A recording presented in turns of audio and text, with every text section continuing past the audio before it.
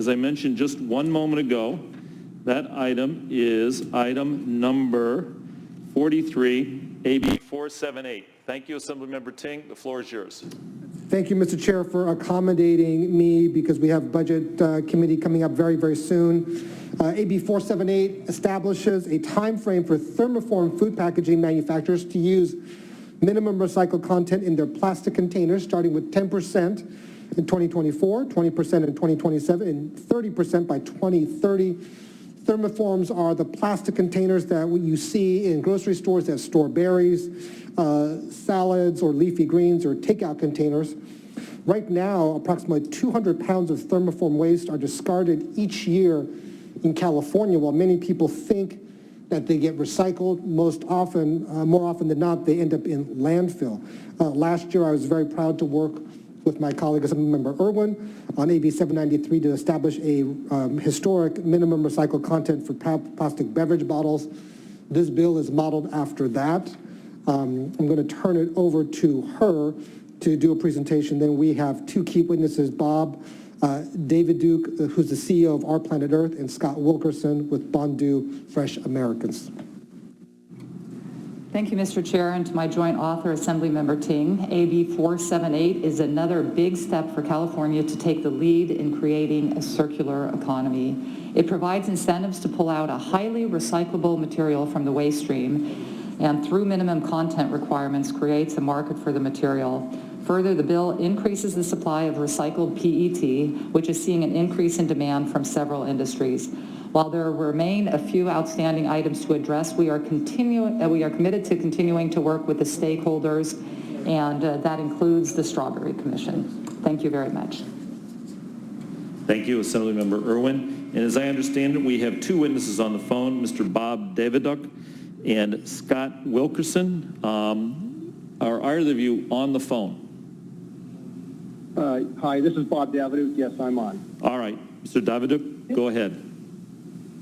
All right, thank you. Well, good afternoon, Chair Umberg and members. As you know, I'm Bob Davidouk, the co-founder and the CEO of the company Our Planet Earth, and we are proud to be the sponsor of AB 478. Thanks to the combination of public and private capital, Our Planet Earth is the world's first completely vertically integrated manufacturer of recycled PET packaging and other products such as drinking cups that are derived from post-consumer PET containers, both bottles and thermoforms, in our facility that is located in Vernon, California.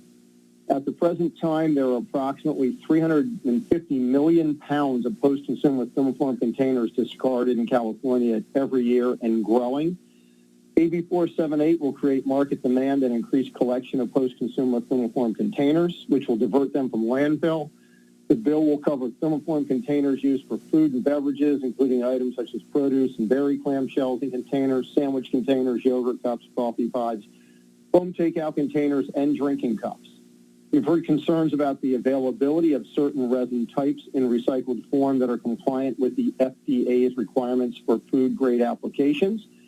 In order to use recycled materials in direct food contact applications, they must be safe, which is typically determined by obtaining a letter of non-objection. It's also known as an LNO from the U.S. FDA.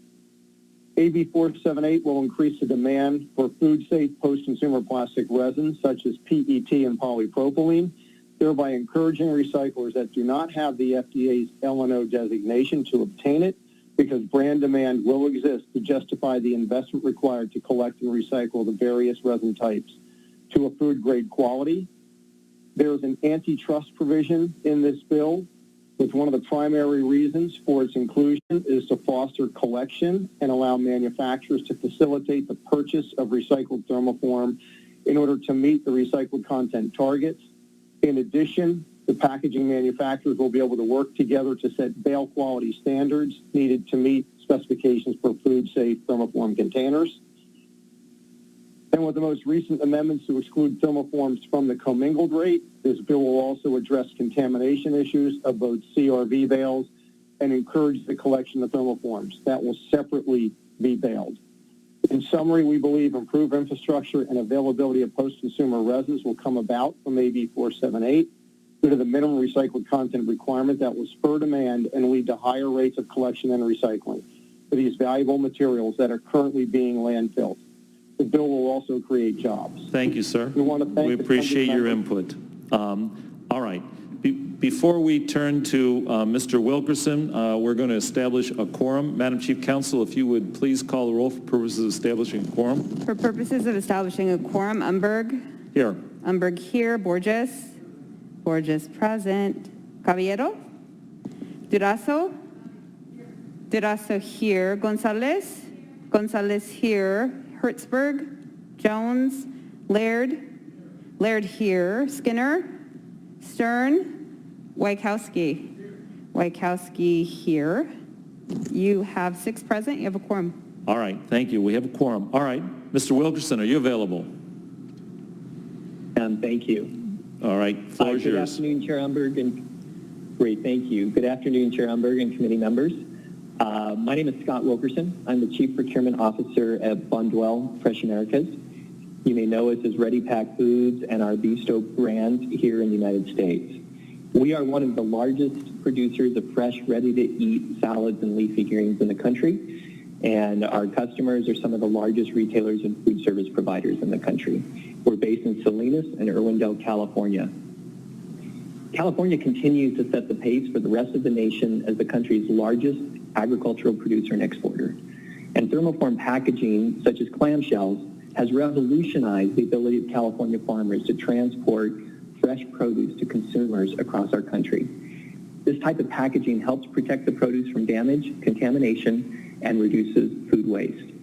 Products and packaging made with post-consumer recycled content are increasingly a global priority for the world's largest consumer brands and retailers. Our company's objective is by 2025 to have 100% of our packaging designed to be recyclable or reusable. We've also made firm commitments for the use of recycled PET thermoform. Previously, most of that recycled material is from plastic bottles, which are increasingly in high demand, especially with the passage of AB 793, which sets minimum content on plastic beverage containers. However, we're faced with a challenge where the communities are not currently collecting thermoform containers at enough quantity to support adequate supply.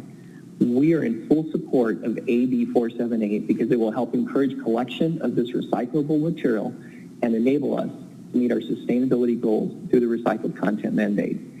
We also need this bill to create a level playing field. We have made investments in a recyclable product that has recycled content, and this bill will propel the entire supply chain toward a more environmentally responsible packaging. There are some manufacturers that oppose this bill because of the recycled content Thank you, mandate. Mr. Wilkerson. All right. Let's turn now. I'm just going to review the bidding here. So we're going to allow each side equal time, and I realize that I've just allowed the support side to go well over 4 minutes. What we're going to do is each side's going to get equal time, for the most part divided between 2 witnesses, 2 minutes each. All right. So now we're going to turn to others in support. Anyone else in support in the gallery concerning AB 478?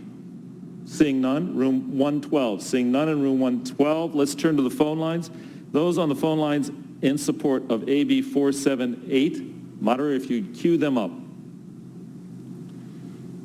Thank you, Mr. Chair. And ladies and gentlemen, if you wish to speak in support of AB 478, you may press 1 and then 0 at this time. Once again, if you wish to speak in support of AB 478, you may press 1 and then 0. Line 294, your line is open. Please go ahead. Good afternoon, Mr. Chair and committee members. Jonathan Clay on behalf of the County of San Diego in support of AB 478. Thank you. Thank you. Line 293, your line is open. Please go ahead. Thank you, Mr. Chair and members. Nikita Karate with the Natural Resources Defense Council calling in support of AB 478. Thank you. Thank you. Line 295, your line is open. Please go ahead. Thank you, Mr. Chair and members. Nicole Curran on behalf of Californians Against Waste in strong support. We've also been asked to express support on behalf of the Clean Seas Lobbying Coalition. Thank you. Thank you. Line 215, your line is open. Please go ahead. Yes, Mr. Chair and members of the committee, it's Paula Treat on behalf of the sponsors who already spoke, plus D6 Inc. In full support. Thank you. Line 310, your line is open. Please go ahead. Good afternoon. Jim Lindberg on behalf of the Friends Committee on Legislation of California in support. Thank you. Thank you.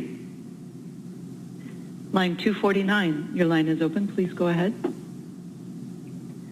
Good afternoon, Chair, members of the committee. Igor Tregov, Vice Chair of the Alameda County Democratic Party, in enthusiastic support. Thank you. Thank you.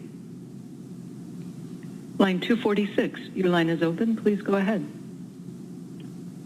Good afternoon, Chair and members. Priscilla Quiros on behalf of the California Product Stewardship Council and National Stewardship Action Council with the support of amended position. We have concerns with the formula language, but appreciate the continuing conversations with the author's office. Thank you. Thank you. Line 187, your line is open. Please go ahead. This is Janet Cox for 350 Silicon Valley in support. Thanks. Thank you. Line 231, your line is open. Please go ahead. Mr. Chair and member, Sylvia Solis Shaw on behalf of the City and County of San Francisco and the Office of Mayor Breed in support. Thank you. Thank you. We have no further comments in queue. All right. Let's now turn to opposition. I have one witness listed in primary opposition, Mr. Tim Sestek. Mr. Sestek, are you on the phone? Yes, Mr. Chair. Tim Shestak with the American Chemistry Council here. All right. Go ahead. Good afternoon, Mr. Chair and members. Tim Shestak with the American Chemistry Council. Thank you for the opportunity to testify today. So we currently have an opposed unless amended position on the bill. We are certainly supportive of what this bill seeks to accomplish. However, we do believe some amendments are necessary around a few areas, one being the feasibility of using recycled materials in food contact packaging. Consider the available supply of recycled resin that's currently in the marketplace to meet the mandates proposed in the bill and provide manufacturers with some additional compliance flexibility.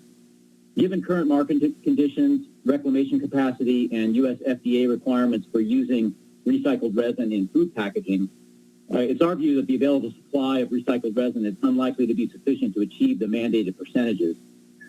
We have been engaged in conversations with the author and have proposed some language to address these concerns. These proposed changes would provide manufacturers with some additional compliance time, allow for CalRecycle to adjust the recycled content percentages or the administrative penalty fee, or both, based on certain criteria, including the available supply of recycled resin, and require CalRecycle to provide the legislature with some specific information on an ongoing basis of how many revenues generated from the administrative penalties are being spent. We certainly appreciate the opportunity to work with the authors and the sponsors as this bill moves forward. We're hopeful that we can continue those discussions in an effort to craft a feasible and workable bill. Thank you again for the opportunity to testify today. Thank you, sir. And I note that there is another witness in opposition, Ms. Gail Delahunt. Thank you very much, Mr. Chairman. I am Gail Delahunt, and I represent Western Growers Association. Our members grow fresh produce in California, Arizona, Colorado, and New Mexico. We are very supportive of recycling the plastic containers we use that protect the integrity of our produce.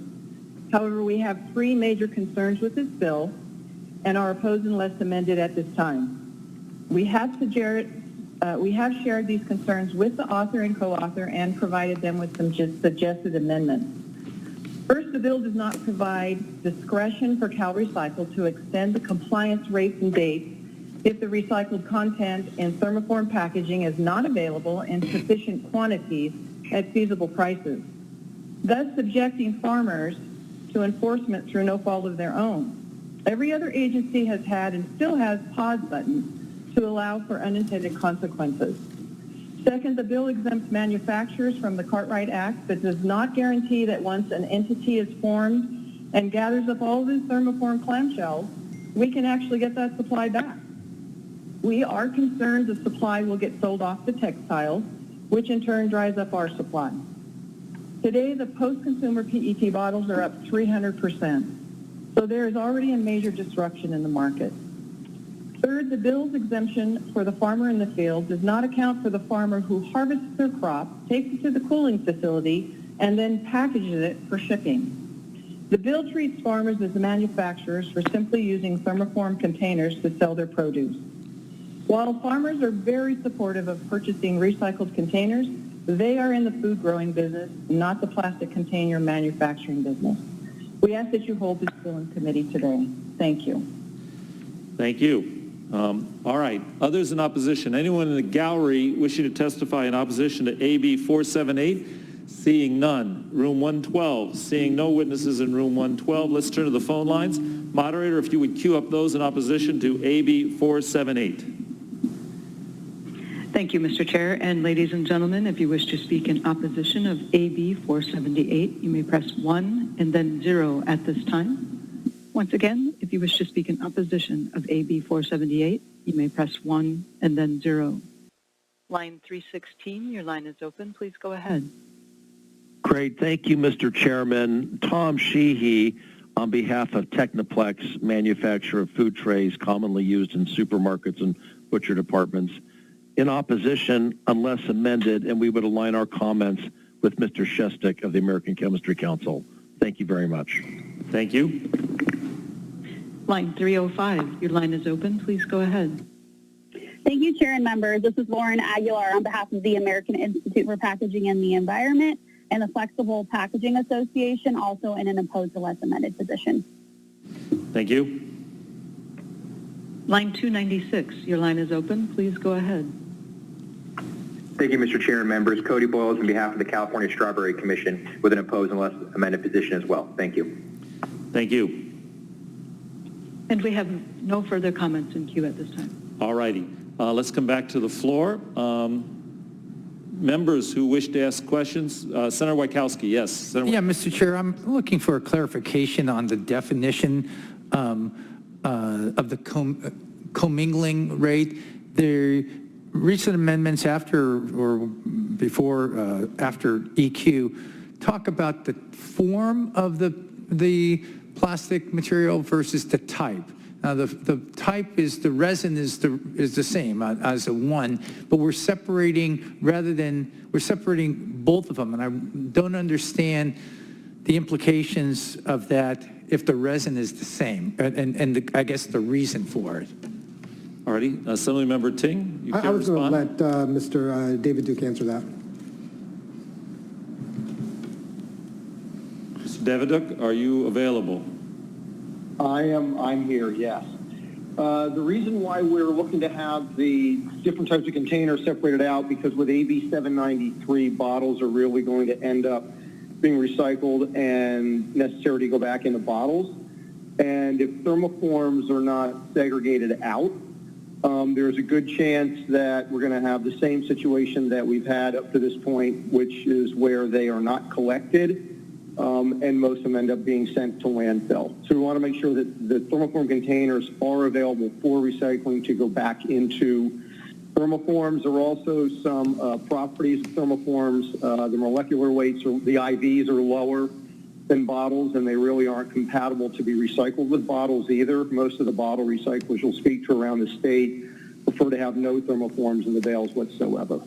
But, Mr. Chair, but that would that's the type. I get that the PET 1 and the PET 4, I see that separation. I'd like all manufacturers to be PET 1. The question is that 88% of the bottles that are recycled never get to curbside. They go directly to a recycling center. They're commingled with other plastics, so that you're only dealing with 12% of the world. And I know a senator that would like to see more of the recycling go to recyclers versus curbside, so that world would shrink, the amount of people that abandon their bottles. So it's only a small percentage, probably single digits at the end of the day, that it seems to me that if we focus on the type, it will get more bang out of that, because there'll be, the bottles will be going to the recyclers, and the other plastics will get in, because it seems to me that there's just a loop on the clamshells, right, and collecting these things. It's a concern that in the long run, I don't want us to create a bunch of work for people where we're not. It's more important for us to get to the the manufacturing of the material so that it's in PET 1 and it's all in that closed loop.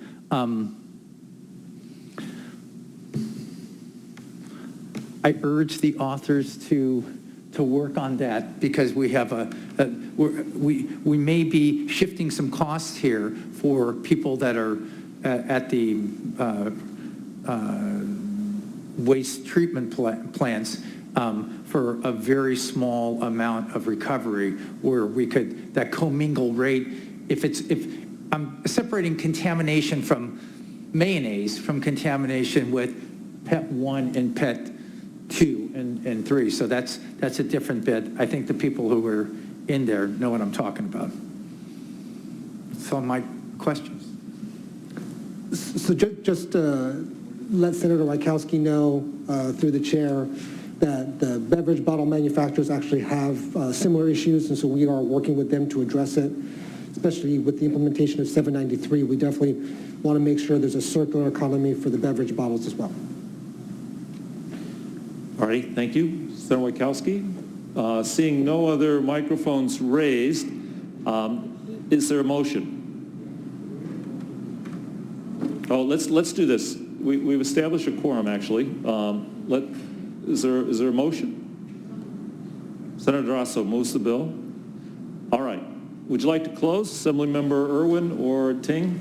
Yeah, I just want to say we are continuing to, again, as I mentioned, work with all the different stakeholders. And one of the things that was mentioned was the definition of producer, and we're looking at switching that to the thermoform purchaser. So these are, we want this bill to work, and we want this to be just really something that is that is trend-setting in the world, just as our bill last year was. So we're going to make sure to get this right.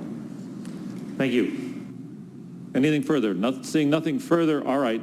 Madam Chief Counsel, if you would call the roll. This is AB 478 by Assemblymember Ting with a motion by Senator Durasso. The motion is due pass, but first be re-referred to the Committee on Appropriations. Umberg. Aye.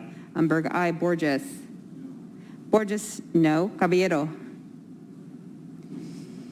Durasso. Durasso, aye. Gonzalez. Gonzalez, aye. Hertzberg. Jones. Laird. Laird, aye. Skinner. Stern. Wachowski. Wachowski, aye. That's 5-1 so far with members missing. All right, we'll put that on call. Yes, Senator Laird. Senator Laird, consent calendar. All right, let's take up the consent calendar. Madam Chief Counsel, if you would call the roll. On the consent calendar, Umberg. Aye. Umberg,